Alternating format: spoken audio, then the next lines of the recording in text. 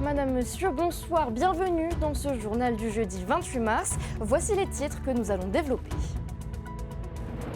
Il parcourt le monde pour tenter d'endiguer la pollution plastique. Le navire Plastic Odyssey a jeté l'ancre pour 2 semaines à la marina Taïna. À bord, un laboratoire embarqué pour recycler les morceaux de plastique récoltés. Les innovations des chercheurs pourraient inspirer le Fénois. C'est une filière en croissance. Le rhum polynésien ne cesse de se développer et s'illustre même à l'international. C'est un coup de boost pour les planteurs de canne à sucre qui ne manquent pas d'idées pour développer le secteur. Du sport également dans ce journal avec votre rendez-vous du jeudi, Teara Sport. VTT, judo ou encore basketball, Oriano Tefo a pris des nouvelles de nos athlètes à l'international.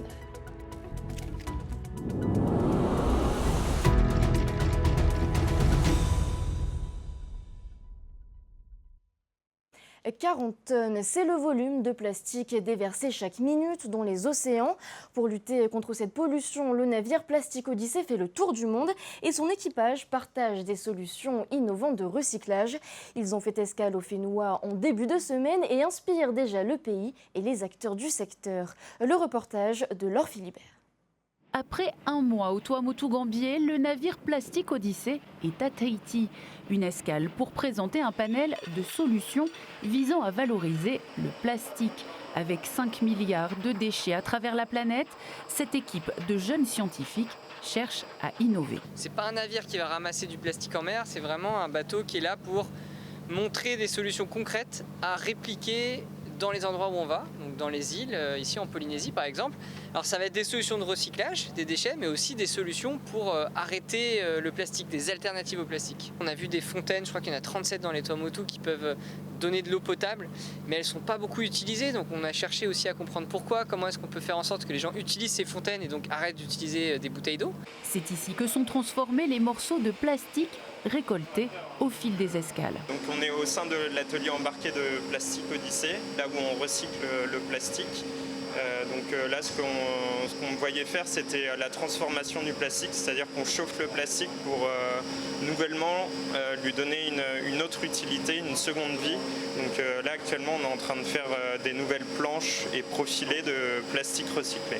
Le tri sélectif existe déjà depuis 20 ans à Tahiti. Plastic Odyssey se mobilise aux côtés des acteurs locaux pour lancer une filière de recyclage spécifique aux Fénois. On va faire le tri, puis derrière on va tout enfouir, tout brûler, tout rapatrier pour ensuite exporter très loin. Donc on se dit vraiment, il y a beaucoup de choses qui sont mises en place et les gens ils attendent justement cette dernier maillon de la chaîne qui est le recyclage pour faire des nouveaux produits et garder la matière entre guillemets qui est déjà dans la Polynésie, en Polynésie. Des initiatives incitatives pour les différents acteurs. Si la réglementation interdit déjà les sacs plastiques à usage unique, elle va s'intensifier. Jusqu'à présent, les sanctions qui s'appliquaient à ce genre de choses n'étaient pas appliquées. Et donc, nous pensons bien passer par une phase de mise en demeure et ensuite de sanctions véritables. Un projet de loi est en préparation pour limiter progressivement l'utilisation des couverts, barquettes et films plastiques d'ici 2028. Et toujours en mer, un touriste allemand de 86 ans est porté disparu. Comme l'indiquent nos confrères de Polynésie La Première, l'homme a chuté du navire Aranui dans la nuit de mardi à mercredi. Malgré les recherches engagées par le JRCC, le touriste n'a pas encore été retrouvé. Après tout ce temps passé en mer et sans moyen de flottaison, ses chances de survie seraient quasiment nulles selon le JRCC. Le parquet a été saisi de l'affaire pour déterminer les circonstances de l'accident. C'est officiel, depuis hier soir, Steve Amblin est le nouveau président du MEDEF. Il était le seul candidat en lice et succède à Frédéric Doc. Et cette nouvelle mandature s'annonce complexe. Steve Amblin devra tenter de surmonter les difficultés de concertation entre l'organisation patronale et le pays. Esther Cuneo nous en dit plus. Avec 2/3 des voix, Steve Amblin, seul candidat en lice, remporte sans surprise la présidence du MEDEF. L'ancien ministre du Tourisme, sous Gaston Tong-Sang, a lui-même eu le plus grand mal à constituer une liste devant un sentiment général de frustration.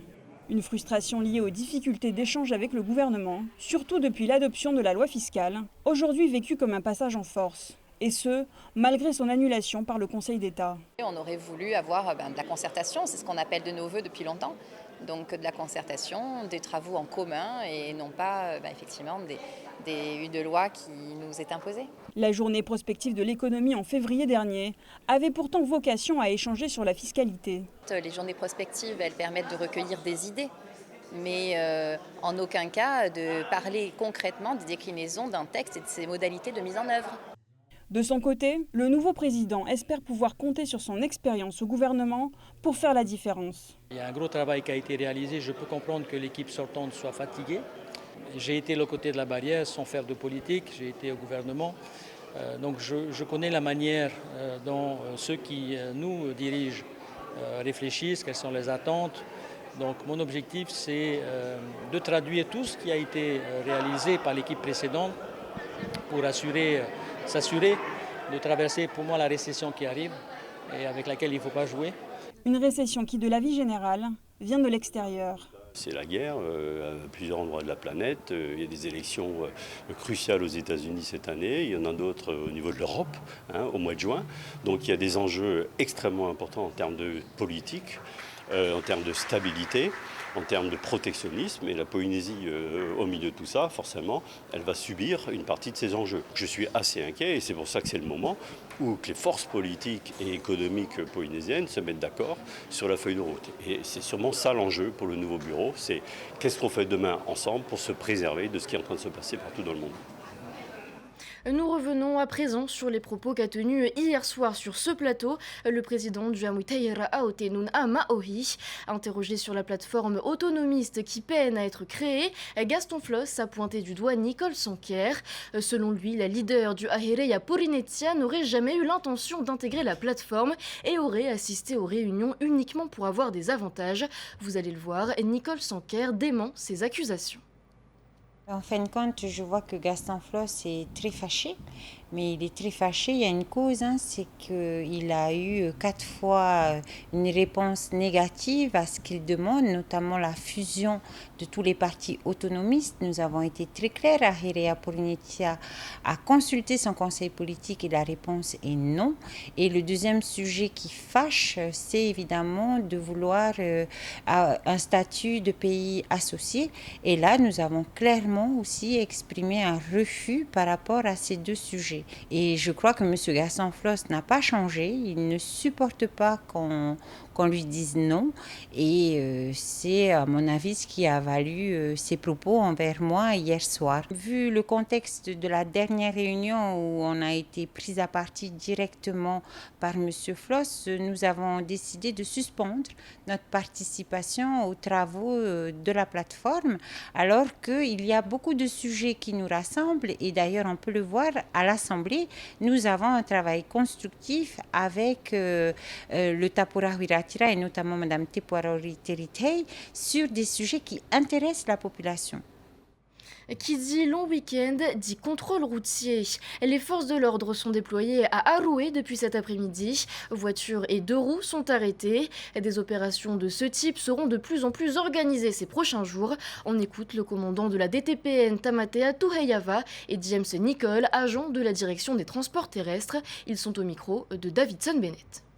Alors à la veille de ce week-end pascal, qui comme on le sait souvent va être l'objet de fêtes, de festivités, avec certainement beaucoup d'alcool. Encore une fois, le but c'est de rappeler aux conducteurs d'être plus que vigilants, mais vraiment d'être responsables sur les routes, en ne prenant pas le volant s'ils ont consommé de l'alcool, bien évidemment. À mi-étape de ce contrôle coordonné qui est réalisé, là, on en est à un peu plus de 400 véhicules contrôlés, dont notamment 350 2 roues. Qui ont été contrôlés jusque-là, et on a verbalisé 50 pilotes d'engins et retenu 3 conduites sans permis. On a eu des infractions pour défaut de carte professionnelle. Il faut savoir là, que tous les chauffeurs de bus, de taxi doivent être titulaires aussi de la carte professionnelle. Certains n'en ont pas. Ça, eux, on les invite à se régulariser en passant cet examen chez nous, à la direction des transports. Et on se penche maintenant sur les récentes distinctions à l'international des rhums polynésiens qui boostent la production de canne à sucre locale. Dans ce secteur, l'offre est encore loin de répondre à la demande et pour y remédier, les planteurs et producteurs veulent développer la filière. Jessica Doucet est allée à leur rencontre. Début mars, le rhum polynésien s'est une nouvelle fois distingué à l'occasion du Salon de l'agriculture de Paris. La distillerie Avatea de Pae a récolté 2 médailles, une en or et une en argent. Le domaine Paripari de Taha'a en a obtenu 2, argent et bronze. Du bronze également pour la maison Manutea de M'Oria.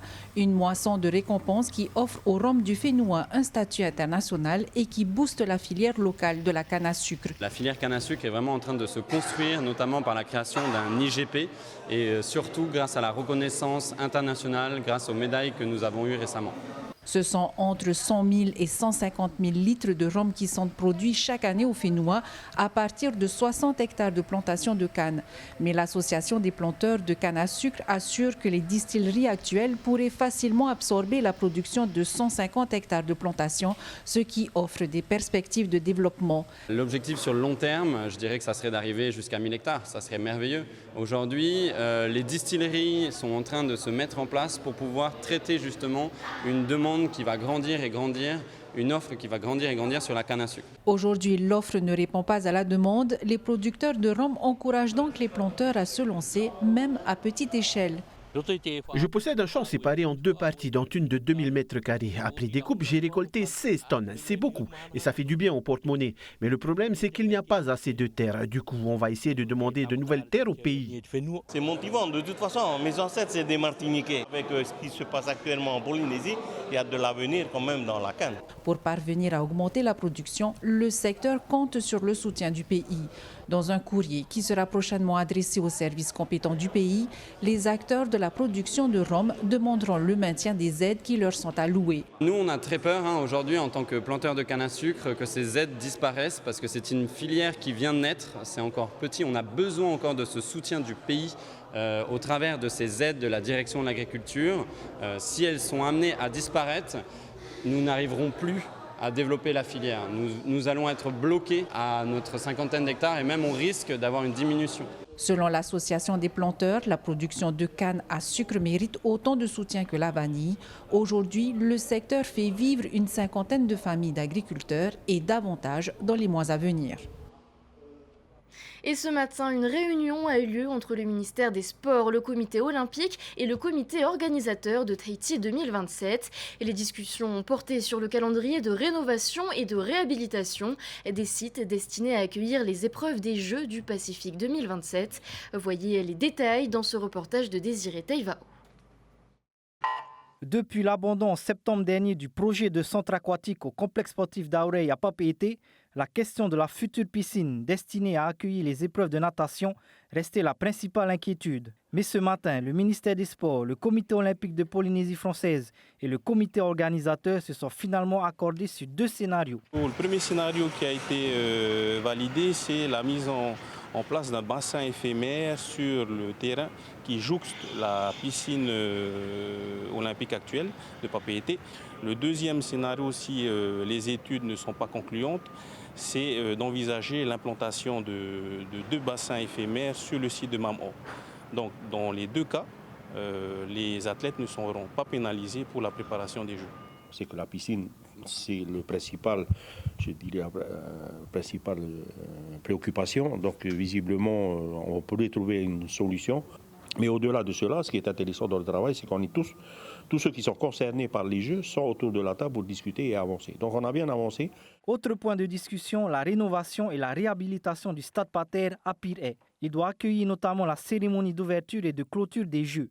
Quant aux épreuves d'athlétisme, elles se tiendront à Hitia, où une nouvelle piste doit être réalisée avant 2027. Concernant la piste, les études ont été lancées et donc les travaux devront démarrer en début d'année de 2025 pour la piste de Pater. Dans le cadre des Jeux du Pacifique, c'est le site de Hitia qui a été retenu. Et donc il y aura une nouvelle piste qui sera mise en place dans le cadre des Jeux du Pacifique qui répondra aux normes internationales. Une délégation du Conseil des Jeux du Pacifique est attendue au Fénouan entre le 17 et le 20 avril. L'occasion pour le ministère des Sports et le Comité olympique de présenter l'avancée des différents projets. Et le temps presse. L'ouverture des 18e Jeux du Pacifique est prévue le 24 juillet 2027. Place au sport à l'international avec votre rubrique du jeudi, Théara Sport.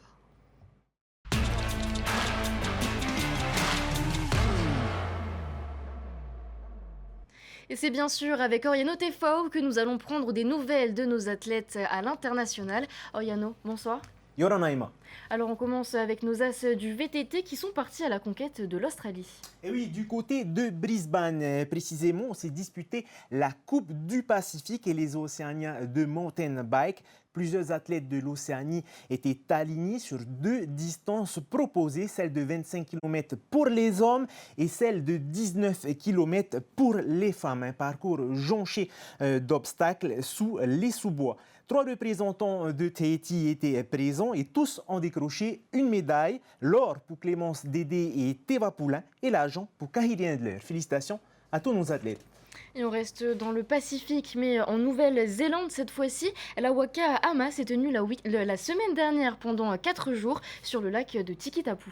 Et oui, nous en avions parlé dimanche dernier. Cette prestigieuse course de vase scolaire qui a rassemblé plus de 2000 collégiens et lycéens, soit 132 établissements représentés.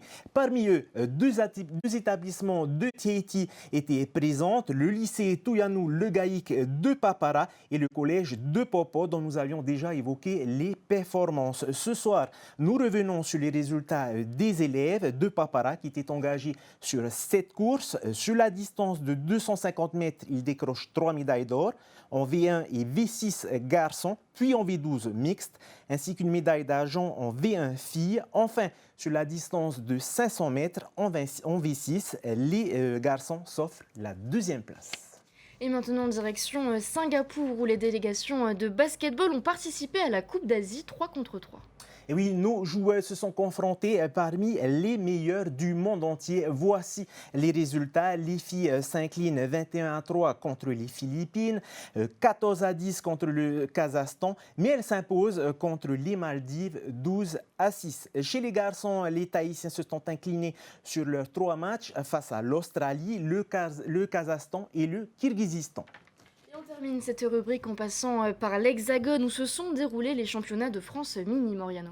Oui, une compétition de haut niveau qui a réuni tous les espoirs de France. Kari Chen, Jade Popov et Jefferson Yersin ont représenté la Polynésie française. Jefferson a été le plus loin dans la compétition, s'arrêtant en 16e de finale. Jade parvient jusqu'en 32e de finale. Pas de médaille tahitienne, mais beaucoup d'expérience et beaucoup d'aventures à la clé. La sœur de Jade, de Ambre Popov, se prépare, elle, pour la Coupe de France pour les cadets ce week-end. On lui souhaite bien entendu bonne chance.